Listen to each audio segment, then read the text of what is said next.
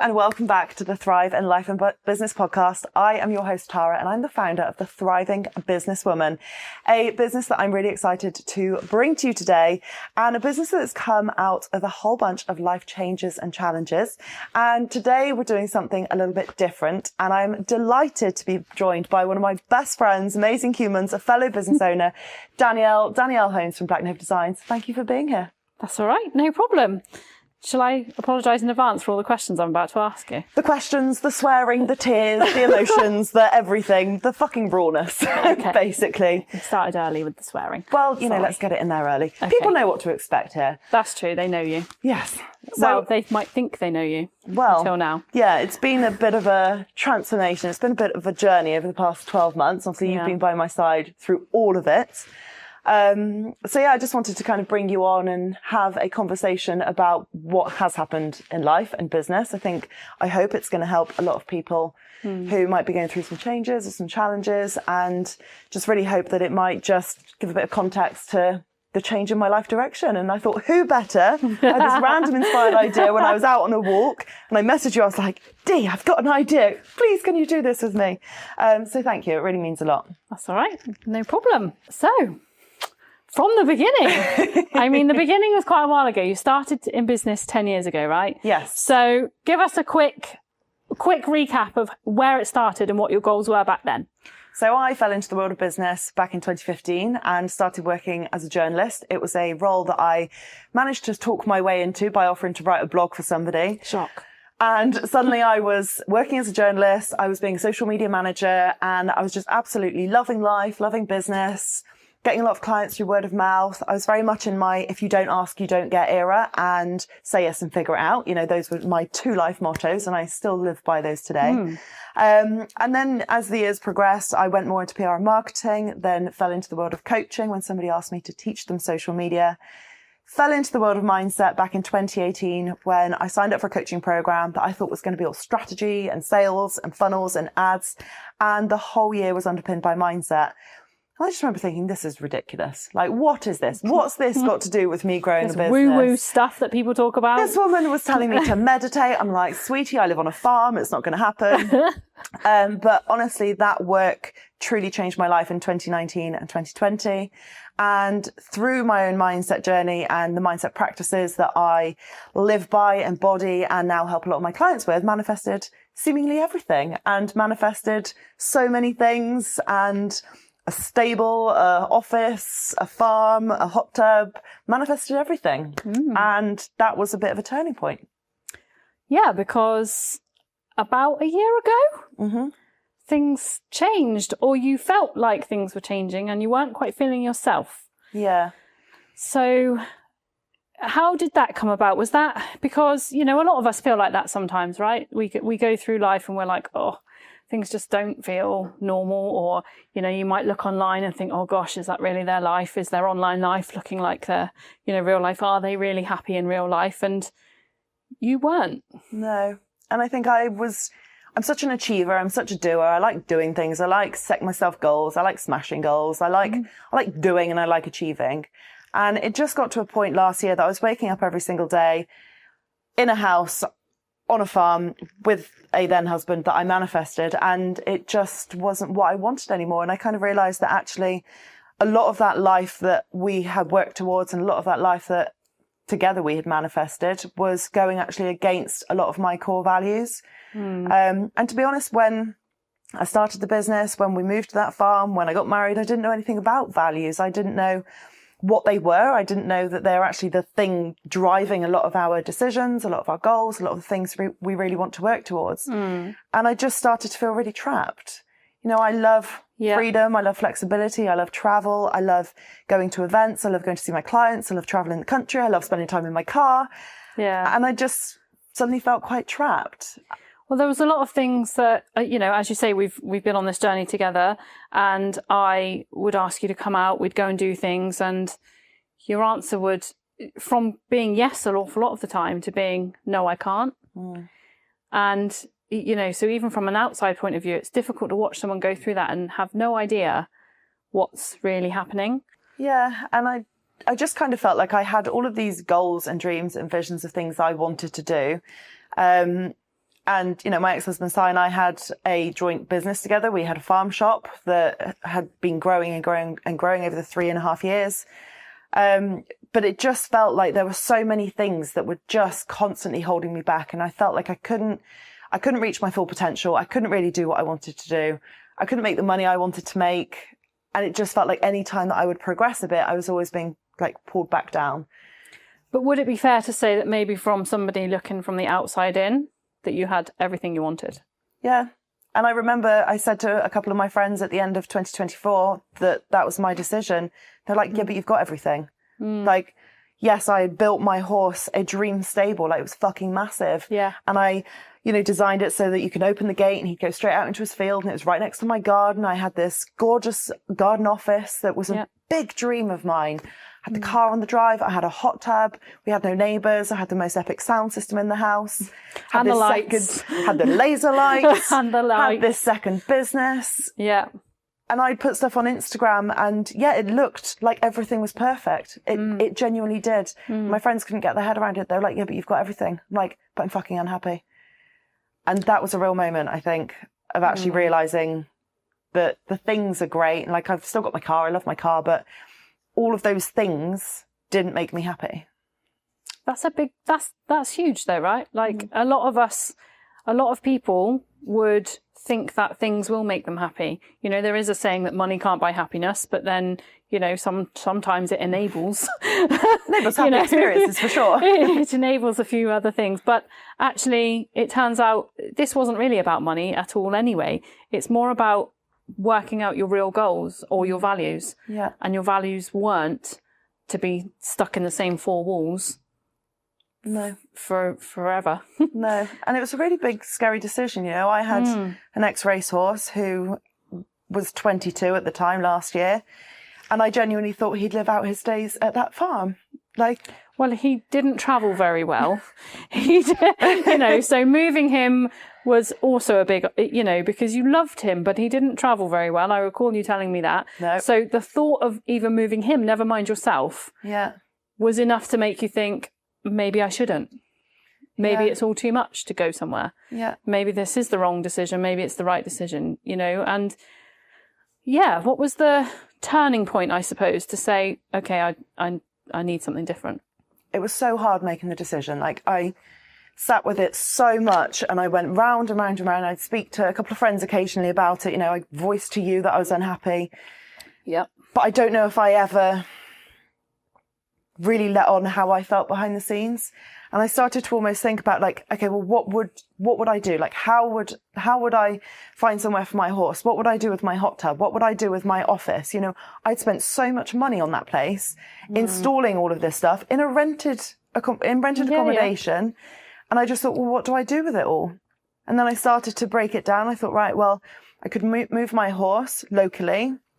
I can move myself locally. You know, I wanted to stay in the area. And I just thought I'd just figure it out.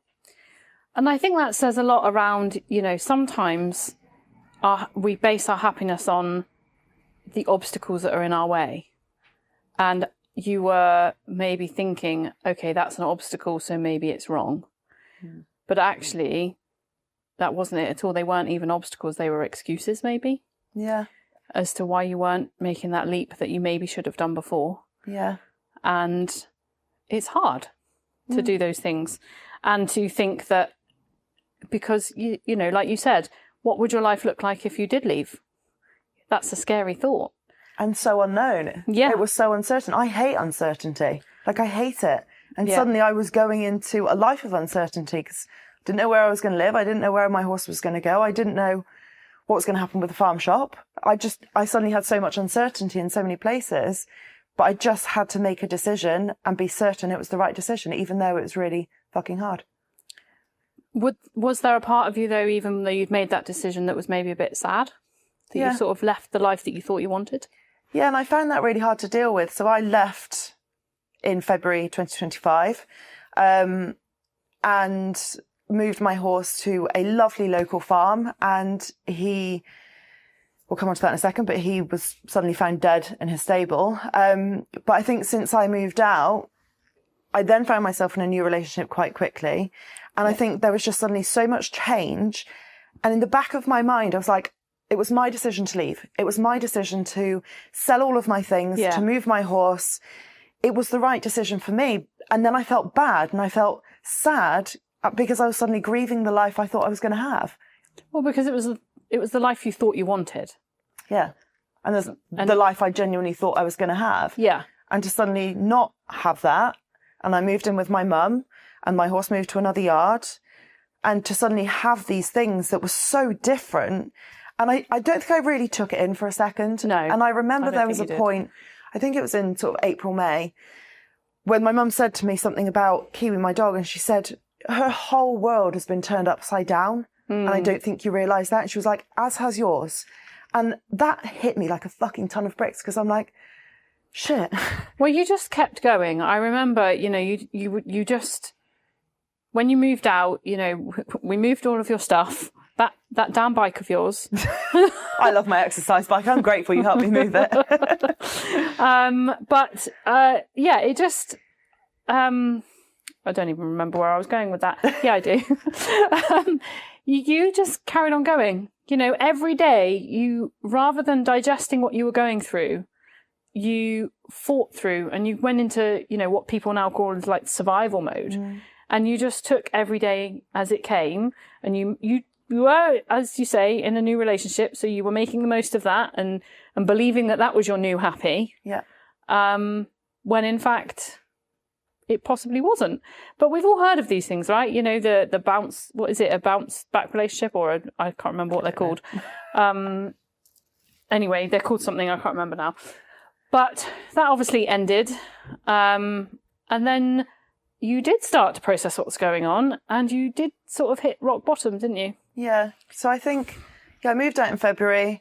In March, Ollie was found dead in a stable, which nearly fucking killed me in itself. It was so unexpected. Oh, God. It was very unexpected. He was absolutely fine. Like, he looked incredible.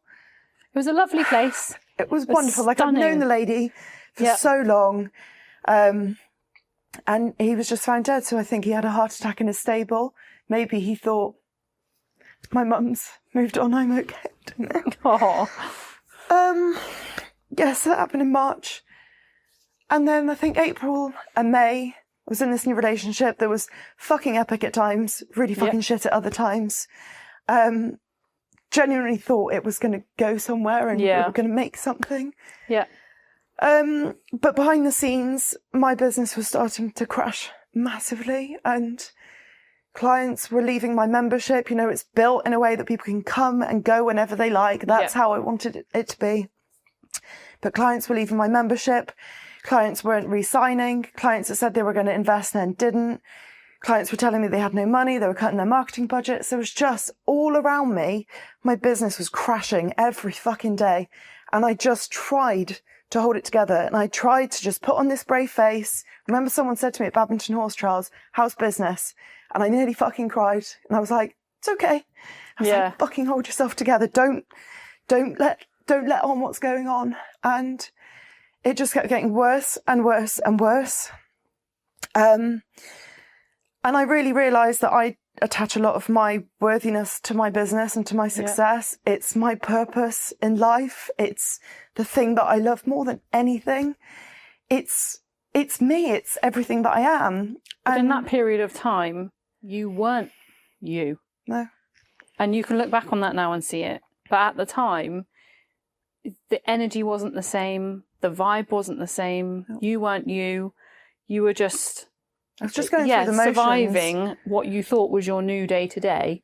And I was trying to show up on social media, and it's so ironic. Like, I remember posting on social media every now and again, like, wasn't consistent at all. No. I'd promote something, so I'm like, fuck, I need some money. So I'd promote a one-to-one offer, wouldn't get any inquiries, no sales, nothing. I'm like, well, this is new. Like, I used to be able to promote something and people would just sign up. And that had a massive impact. And now I'm in such a good place now, I can reflect back and think, actually, I couldn't have signed those clients because my headspace was so fucked. That's right. I couldn't have supported them. But and that's, I mean, reflection and hindsight and all of that is great, but actually it does lead you on to how powerful the mind is and how powerful your energy. It's not all this woo-woo stuff that people talk about. Like, it actually makes a difference to not just you, but your clients and the way you're presenting yourself, even online, that's just a story of words. Yeah. You know, there's no you in it, but the behavior and the vibe behind it, you know, it's not a need. I need the money, so I need to post this story. It's a, let me come and present myself as helping you. Yeah. And it comes from a different place, doesn't it? Yeah. So yeah, April and May were horrendous. And then June was the lowest of the low. I remember one Monday in June, I'd just broken up with my new partner and I drove back to my mum's house. And I remember texting you that night and I just said, I can't fucking cope. Yeah. I just said, everything is so fucking much. Everything is too hard. I didn't feel like I had any resiliency left in me to keep going. The divorce sucked. I had some legal things going on. My sales had crashed. My Stripe account was fucking barren. Nothing was working. I didn't believe in myself. I hated myself. I hated my life.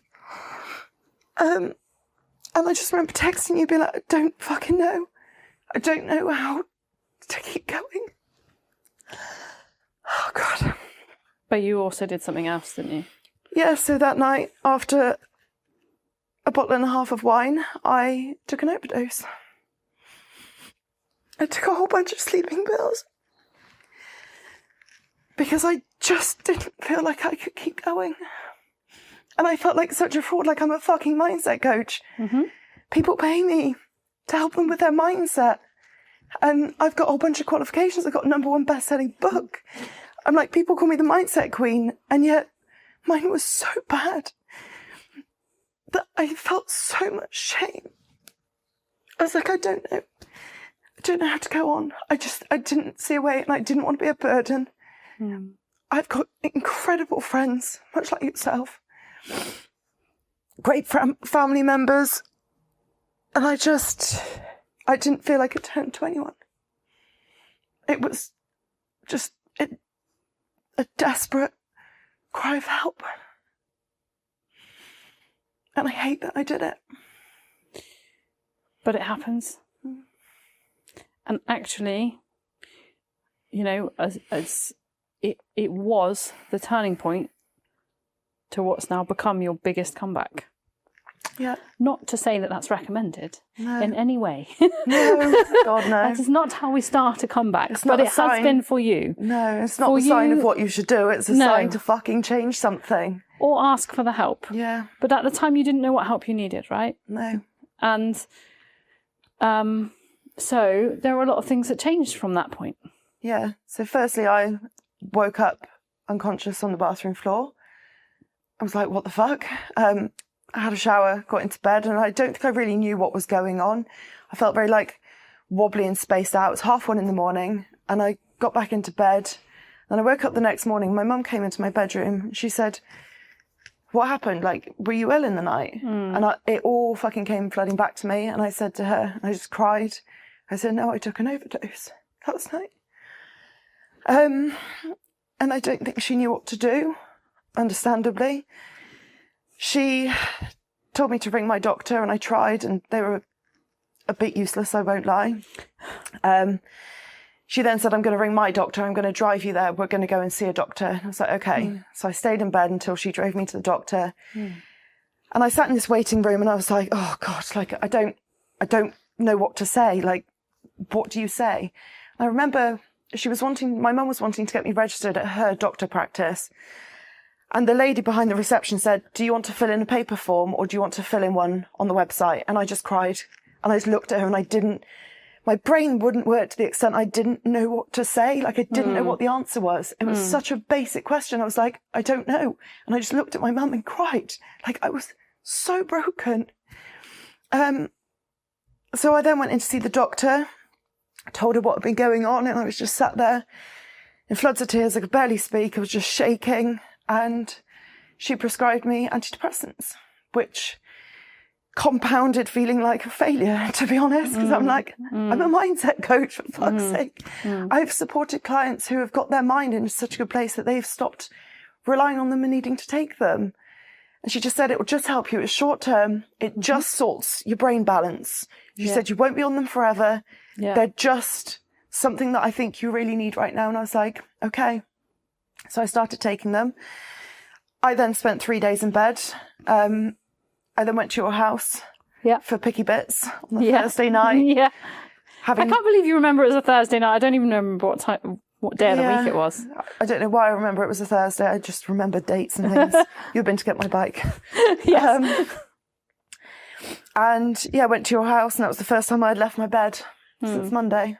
And if you follow me on Instagram, you know I like getting out for walks. I'm doing my daily steps. Like at the moment, I do like 10,000 steps a day. And there was one day I did 200 steps, and that was to go for a way and back to my bed. At this point, nobody feel bad if you only do 200 steps a day, right? No, but for me, that was not normal. Sometimes that is all I do. Sometimes it's needed. For me, that was not normal. But in this case, it's not normal. No, you are a very outgoing, outdoorsy active person. You know, you want to always be moving and being busy. Yeah. And it was a bit of it was a rock bottom time. Yeah. And one of my friends, Katie, she's been one of my best friends for, 12 years now. She texted me saying, can I come round? And I said, no. Like, I've got nothing to say. Like, I don't want to speak to people. I just want to stay in bed on my own. Like, that's all I wanted to do. Yeah. And I still struggled a lot for a couple of weeks. Yeah. I wasn't doing much at all. I wasn't really going anywhere. I wasn't doing anything. I didn't want to go. I didn't want to see people. I was very closed off. Meanwhile, the business was still plummeting and crashing and crashing and crashing. Around all of this, I had got really behind with so many bills. I'd buried my head in the sand. I wasn't opening my post. I just wasn't able to deal with anything because I just couldn't. Like, even looking in my inbox would just reduce me to tears because I'm like, I just can't cope. Like, what email do I read? What do I start with? Yeah. And then I think it was probably the middle of June. I had a drastic thought and I thought, I'm just going to get a job. Yeah, you did. Yeah. And I thought I'll just get a part-time job that just takes the pressure off because I felt there was so much pressure on my head, on me, on my business to get myself out of this shit show, to get myself out of the financial situation I had found myself in. There was so much pressure. Yeah.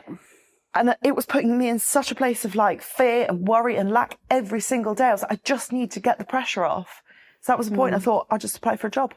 It's also, even I said it to you, wasn't it? It would have given you a purpose to get up every morning. Yeah, it would have given you a reason to get up. Yeah. And actually, you just needed like a part-time or or something. Yeah. I remember even suggesting to you to go and volunteer somewhere just to give yourself a purpose to get up because I lost it. I had no purpose. You had totally lost it. It sounds really bad because I had a couple of amazing one-to-one clients. I had a couple of people, 10, 12 people still in my membership who are just fucking incredible people. I still had them, so I had some purpose, but I'm used to a lot of purpose. Yeah. I'm used to a lot of clients, a lot of pressure. I'm used to being so fucking busy all the time. Yeah. And I wasn't busy. And I'd look at my calendar, there would be nothing in there for a week. Yeah. I'm like, what do I do? It's horrible. Yeah. But then something happened because July... Yeah. You found it different. I did actually apply for a job. You did, you're right. I thought I found the perfect job. It was a good job. It was a dream job. Let's be honest, it was a good job. Sales and marketing for a retreat centre. I'm like, well, I mean, if something didn't have its name written all over you, they cut out Q2 of 2025 where my sales and my marketing was fucking shit. Cut that out. I know sales, I know marketing. Yeah. I've hosted, 9 or 10 retreats? You've been to all of them. Yes. I've hosted events. I love Which I would highly recommend. They are fabulous. They're a vibe. Much champagne. So I applied for this job. It's 4 days a week. And I literally talked myself into it. I was like, this is going to be perfect. It was really good pay. I thought I can do my coaching and my couple of marketing clients. I was like, I can do that on 1 day a week and I'll work weekends. I remember talking to you about it. It sounded like a great idea. I'm ready to hustle at this point. Yeah, I'm like, get me fucking busy. Get me working 7 days a week. Let's go. 7 days a week. So I applied for this job. One of my best friends, Emily, she works in recruitment. So I said, Emily, I haven't written a CV since 2012. Can you please help me? Yeah. So I wrote the CV, tried to condense my knowledge and things into a couple of pages. And I applied for this job and I felt really hopeful. I genuinely thought, this is perfect. This is like the universe has lined up. It did have your name written all over it. I would get it. Yeah, it did. I got round to the second round of questions and then I received an email right at the end of June to say you haven't got the job. No, maybe it was the beginning of July. That basically said you haven't got the job.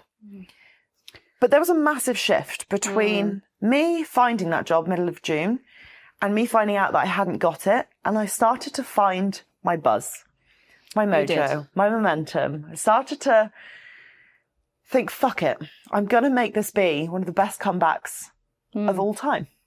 But you started doing things daily again, didn't you? Yeah. You started journaling again. You started actually remembering that you knew all of this. Do you know what I did? And I read my own book. Oh, stop. I haven't read those pages since I edited it in 2022.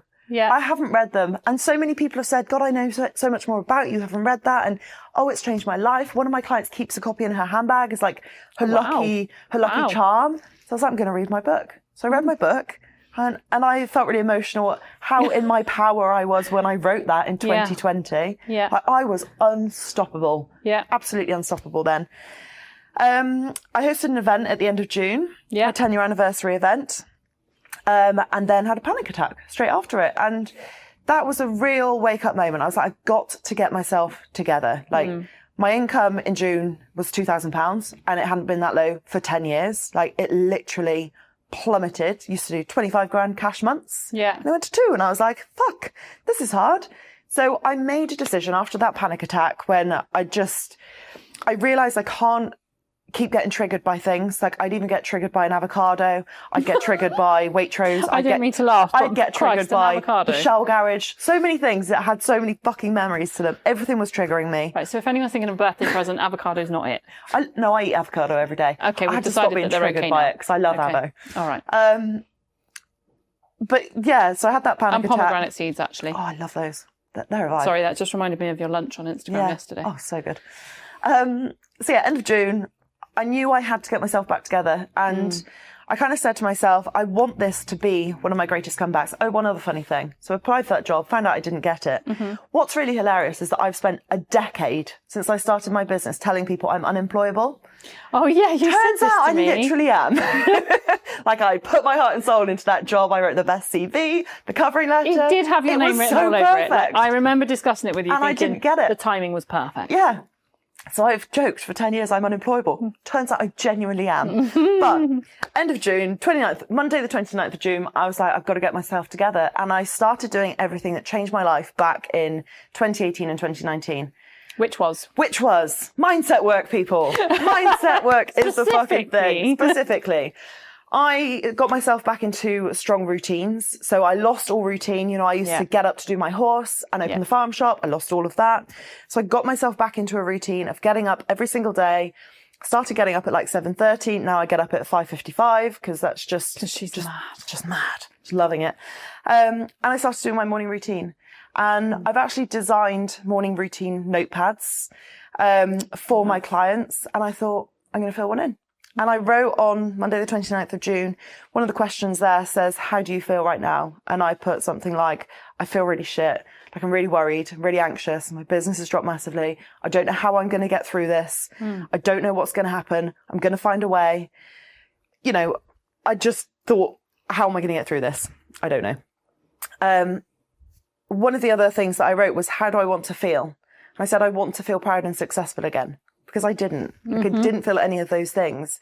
I felt, as I said, like such a fraud, such a failure. Yeah. I was even seeing a therapist and she told me to get a job in a pub. I'm like, I can't. I'm too known in the local area. Like, my car got recognised in Tetbury yesterday. Yeah. I got recognised in Waitrose yesterday. Like, the same fucking day. Did you get recognised in networking this morning as well? Yeah, someone came up and was like, I follow you on Instagram. Yeah. I'm like, oh, amazing. Who are you? I can't go and work in a pub. Yeah. So I knew I had to just sort myself out. And I wrote something in that morning routine notepad and I was like, I want to feel proud and successful again. What am I grateful for? Well, I'm grateful for the roof over my head, for my dog, for, I don't know, coffee. I'm grateful for my mum, grateful for you, grateful for my friends, my family, my clients. And I just started to do my morning routine every single day. On the 2nd of July, I actually invested $111 in a coaching program. That was a 50-day program. And that investment actually cleared out my bank account. Like, yeah, I remember that's how bad things were. And I was like, I've got people that I need to pay, but I think that this could be something. And surrounding myself with the people in that program, along with my morning routine, along with committing to posting every single day on Instagram. I think that was really nice. It was a stretch. There were some days I was like, I don't know what to post today. But I just started to... You're just giving yourself a purpose again, something to do and a routine to follow. Yeah, I started walking more. You did? Started going on my bike. She's now obsessive over Oh my God, literally. Obsessive is the one. I track it way too much. What we're going to do in the winter, we're going to have to get you a high vis. Yes, or what are they called? The thing you walk on in your house. Treadmill. I didn't think that was where you were going. The thing you walk on in your house. Yeah, in your house. Not everyone has one in their house. Yeah, but... I'll just have to go more on the bike. We'll cross winter when we come to it. Okay. But yeah, in July, I was doing my morning routine every single day. I started listening to podcasts again. One of my friends recommended a podcast called The Law of Attraction Changed My Life with a lady called Francesca Amber. And I started listening to that every single day. She's hilarious. She's from Essex. She is just absolutely hilarious. She's such a vibe. And I just started going for these walks and listening to a podcast. Yeah. I would listen to like a guided meditation or visualization when I went to sleep. Yeah. I'd wake up in the morning, do my morning routine, listen to a motivational like YouTube video. And I was just suddenly flooding my mind with like success, positivity, upbeat things. You also changed. You started saying yes to everything rather than no. Yeah. You know, so you'd gone from feeling very trapped to actually, I asked for this life. I am now free. Yeah. Now I need to actually God, I've been do everywhere. The poor miles on my car. Everywhere. I need a brand ambassadorship with Shell. Just saying. V-Power. If I could manifest that and Verve Clico, I'd be a happy girl. Yeah. Yeah, and just started getting myself out there and putting myself in spaces again, which just felt really nice. And just being busy again, I think, was really started to refill that purpose. Well, I took you networking. I remember one of the networking events we went to. And you were like, I don't even know what my business is. I've forgotten. And I was like, we'll get there. And they're just friendly people. So you don't actually have to market yourself. We just go and be friendly. But the minute you got there, you just clicked back into like, this is who I am. This is what I do. And you hadn't felt it until you got there. But it was like saying yes and just being able to get back out there and not feeling trapped by your own emotion and your own, life that you had thought you wanted. Yeah. Yeah, I remember I went to the one in Swindon with you and I didn't know anyone that was going there. I'd never been to this one, didn't know any of the people. And I sat on this table Such a good friend with putting you in a position like that, hey? Go over there, sit on the table with a whole bunch of randoms. Okay, thanks. When I don't know who I am or what I do right now, which way is up. And as soon as I started talking, it all came flooding back. Yeah, it did. And what was amazing, I think there were like 8 or 9 people sat on that table. And when I was talking about my journey, my business, how I help people, the results I help people create, mindset and marketing, and like how fucking powerful that is as a combination, I lit up. I could feel that they were just like leaning in to want to listen. And the comments afterward, people were like, I was magnetized by you. I was like, well, I haven't heard that for a long time. No. Like actually. Literally. And that was really nice. And I received a lovely message from somebody afterwards to be like, straight after, wasn't it? Literally the same afternoon, just to say it was incredible. Like, I want to work with you. And I was like, wow. Yeah. Like, wow. Because I lost that. I lost that bubbliness, that spark, that creativity, the passion, the purpose. I lost all of it. I was like, I didn't even recognize myself. I didn't recognize my business. I didn't recognize my mind. No. And that's really sad. But it happens. Yeah. And that's where we've come to be sat here now. We've discussed about the fact that actually sharing your journey and sharing that sometimes we all just don't feel great sometimes. Yeah. And sometimes we do have scenarios where we take things too far and we shouldn't have done that. But you don't know an out. You don't know what to do. You feel numb.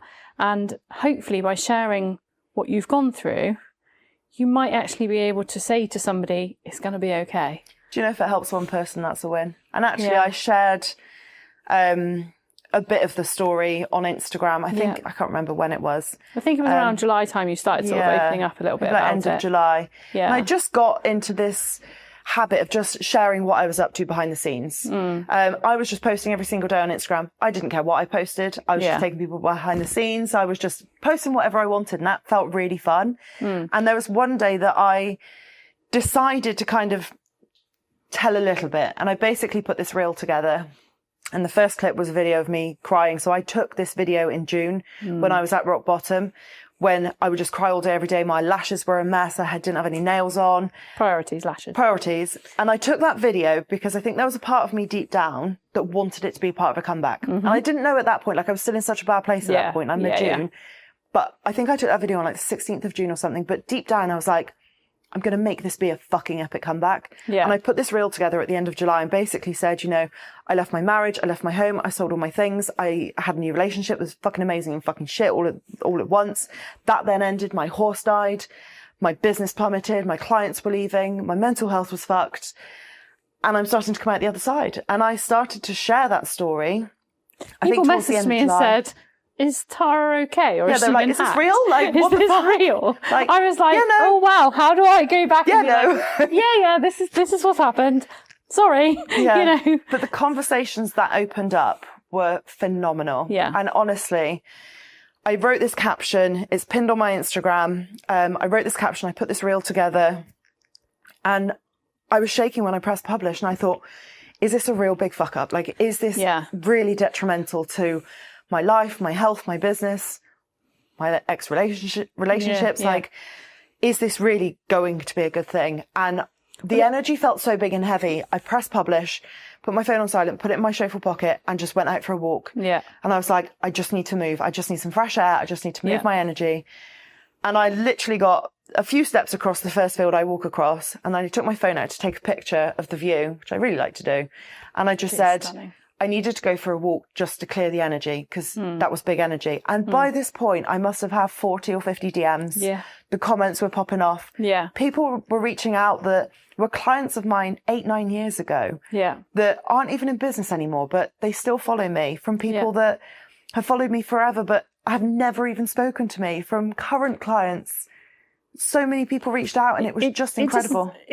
It makes it, you know, you're not only real, but you're relatable all of a sudden. And as unfortunate as that sounds, the last few years for a lot of people haven't been all that much fun. No. And to find someone online that is just as able to be as honest as you were, they can actually feel a little bit like, I can be with you now. You know, we match this energy. We're going to come back together. Yeah.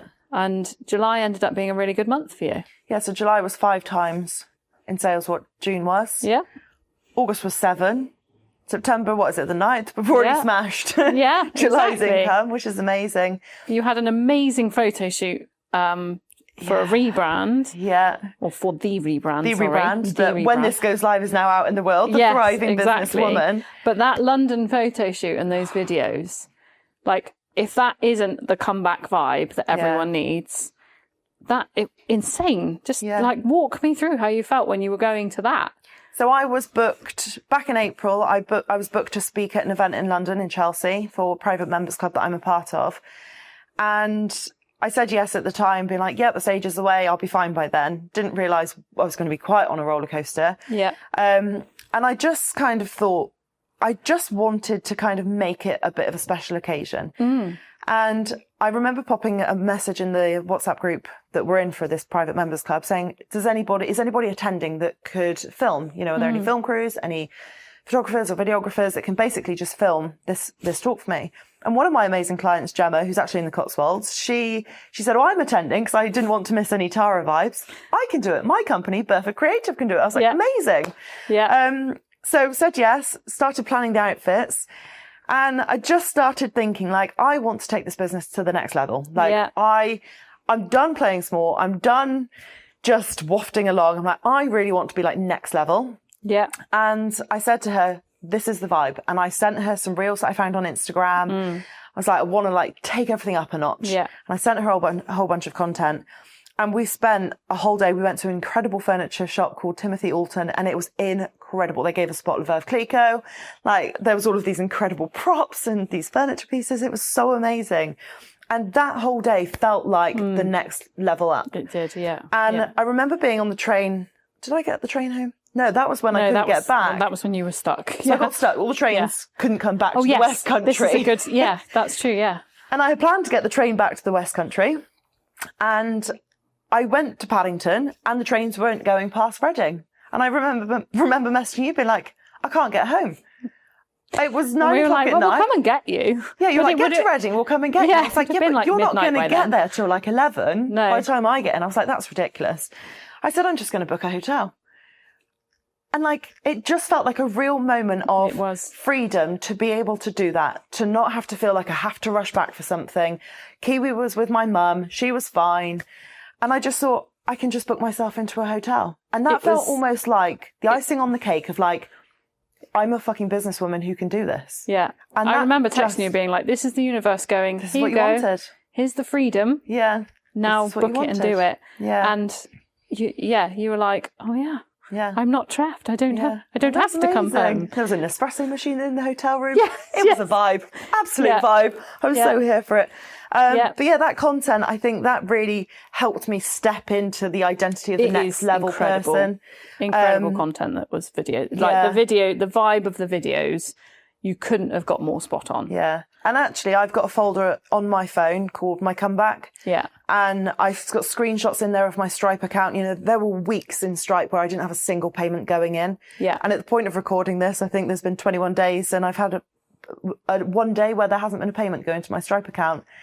And I'm like, what the hell? Yeah. And I've got all those screenshots in my Comeback folder. I've got, you know, the videos of me crying my eyes out that I'm just thinking, I'm going to come back from this. And then I Yeah. started to put all this good stuff in as well. Yeah. And yeah, I've put like the new screenshots from Stripe in of like what's going on and things popping off behind the scenes and all the messages that I received when I shared this vulnerable story. They're all in that Comeback Yeah. folder because Yeah. they mean so much.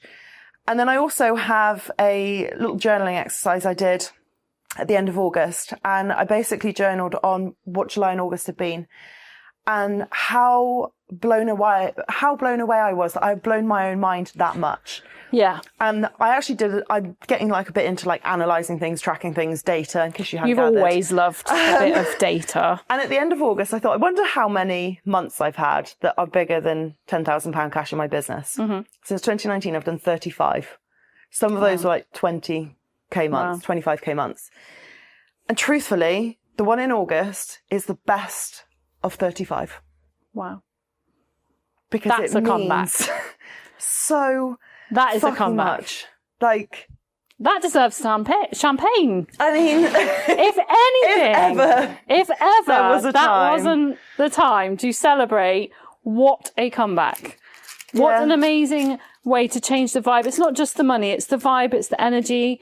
Everything you've put into becoming who you are now has not only helped more people, but it's also built this new brand and this new business that you're going into. Yay! my favourite noise. Yeah, so coming on to the thriving, this is poured so badly. Coming on to the thriving businesswoman, obviously my podcast has been called Thrive in Life and Business since 2023. My membership is called the Thrive Membership, and it's been called that since I launched it at the end of 2023. Because really, I love helping people thrive, not just survive in life and business.